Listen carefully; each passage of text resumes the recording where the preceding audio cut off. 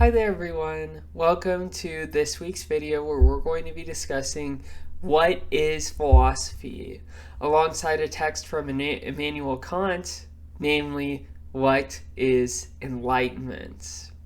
We're going to try to get a handle on the basics of what philosophy is by using this short essay by Immanuel Kant. Kant was a very, very important philosopher in the history of philosophy. He was a German guy of like the end of the 1700s, so beginning, or end stages of the 18th century, excuse me. And he's a majorly important and influential figure. We're actually going to read some of his work later on this semester whenever we are talking about ethics or morality. In other words, the study of what is right. We're looking at this essay in part because Kant is trying to embody an attitude, an ethos, a sort of style or point of view of what we could call the Enlightenment. Most of us are familiar with the Enlightenment, at least in broad strokes, as an important intellectual movement that takes place in Europe at the emergence of what we could call modernity. However, Kant's essay will allow us to get slightly more familiar with this idea and to understand the intimate relationship between what Kant calls enlightenment and philosophy, which is traditionally defined as the love of wisdom. Let's begin with the quote that Kant provides at the very beginning of the essay in order to get a basic idea of what he means. He says that enlightenment is freedom from self-incurred immaturity. He then goes on to say that immaturity is the inability to reason for oneself. So, for example, children are immature because, oh no, my cat is knocking stuff over. Okay, anyway, children are immature because they can't be trusted to make decisions for themselves. That's why they have to be entrusted to a parent or guardian. But in the case of children, their immaturity is not, as Kant says, self-incurred, right? In other words, children are immature in virtue of their still developing brain. But some people live essentially as children for the entire duration of their lives. In other words, they rely on others as a child would for guidance about what it is that they ought to think. It's understandable why Kant would call this a kind of immaturity and why he would call enlightenment a kind of freedom. Because the ability to decide for yourself about what's important and what matters is usually taken to be foundational to the idea of human freedom.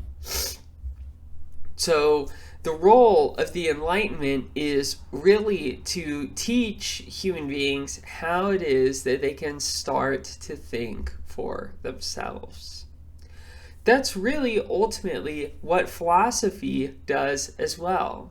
I mentioned that philosophy is the love of wisdom, and usually that's taken to mean that philosophy, unlike, for example, religion or art, claims to be true, right? It claims to be rational. Philosophy is an enterprise where we attempt to provide reasons for one another for beliefs, right? So philosophy is concerned with rational reasons to endorse or reject a belief. Doing philosophy is the practice of learning to think for yourself. In other words, it's importantly related, essentially related to the development of critical thinking skills. Philosophy takes on fundamental topics like what is the meaning of life? What should we do about the fact that we're going to die? What can I know and how do I know it?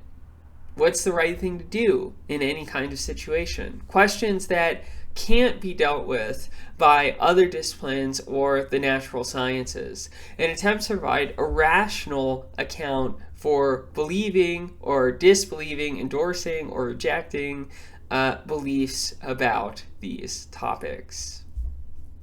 This is important because these topics are things that we are ordinarily leave to others to sort of tell us what to do and how to be.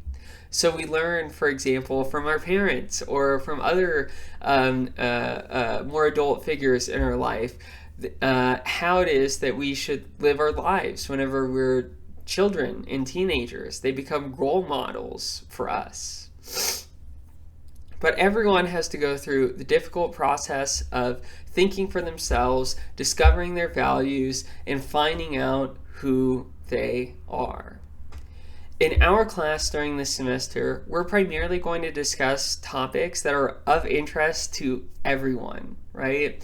So we're going to talk about the fact that we're going to die. We're going to learn some important texts in the history of philosophy.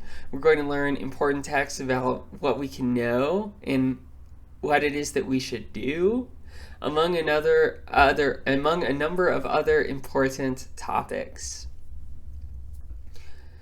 Hopefully, this will cultivate your own critical thinking and reflection. Learning the opinions and reasonings of other people is only interesting insofar as you engage with it with your own ideas. Let these thinkers challenge, change, and your own beliefs, right? And your own beliefs will end up stronger for them by the end of the class. Now, there's a lot more to Kant's essay that we don't have the opportunity to discuss in this short video, but I just want to end on a note that Kant gives near the end of the essay. Kant's essay originally endeavored to answer the question of whether he lived in an enlightened age. And somewhat surprisingly, despite the Enlightenment, Kant says no. He says, and this is a rough paraphrase, that we don't live in an enlightened age, but we live in an age of enlightenment. In other words, it's not that everyone has given up their immaturity. It's not that we finally figured out the right answers to everything, and now we're just telling everybody what those right answers are. But instead, we live during a period wherein people are gradually overcoming what Kant calls their self-incurred immaturity. It's going to be the same thing with this class. I will never tell you what the right thing or the right answer to any question that we discuss in our class really is. At best, I'm going to provide you tools and resources and ideas that you can use to think it through for yourself. I very much look forward to seeing you all in the next video where we're going to be discussing Plato's Euthyphro dialogue. I look forward to hearing what you think.